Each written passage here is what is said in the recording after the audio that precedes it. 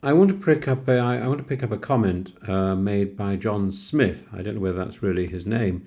You can't compare Gaza and Ukraine as if they were the same. Ukraine is the defender, Gaza is the attacker. Using children as a means to let Hamas and the people of Gaza off the hook is a despicable approach to the problem. Well, I approach the problem. First of all, I don't let Hamas off the hook at all. Hamas is a terrorist organization that attacked Israel in an appalling way, and Israel was perfectly in its right to defend itself. That is part of the just war principle, and as put forward by Augustine of Hippo in the 4th century, and then refined by Thomas Aquinas in the Summa. But one of the principles of the just war is that it must be accompanied by the right intention, and even Cicero, who also talks about an early concept of the just war, talks about a war must be fought to restore peace. The Islamic thinkers, Al-Farabi and Al-Ghazali, also talked about legitimate and illegitimate war, that a legitimate war has a moral and a theological framework. And I'm really not sure, or I am sure actually, I'm absolutely certain that the overreach of Netanyahu has changed this war completely. So a just war is morally legitimate.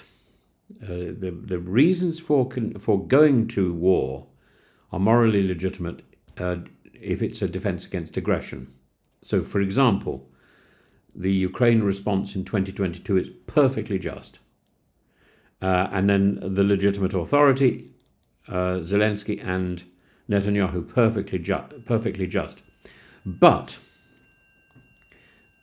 the idea of right intention is not so clear. The aim must be peace, justice, the protection of the innocents, not revenge.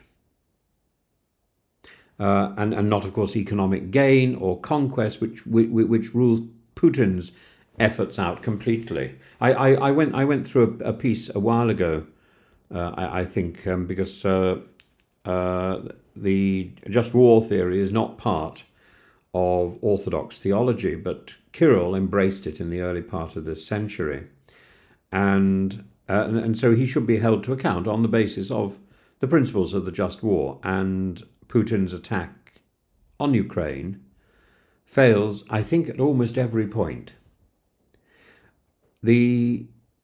Also, the idea of the just war is that war is the last resort. It was the first resort in the case of Putin, in the case of Netanyahu.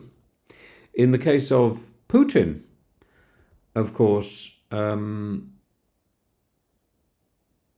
Zelensky and indeed other leaders in Ukraine had been engaged in dialogue from 2014 and before. The issue of proportionality hits both Gaza and Ukraine.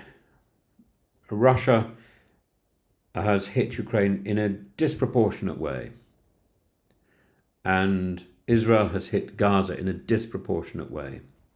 The jus in bello, again, Netanyahu is at fault in the principle of distinction. Combatants must be distinguished from civilians. Targeting non-combatants, as seen in not only the Gaza but also the Russian strikes on Kyiv, violates this principle. Again, proportionality.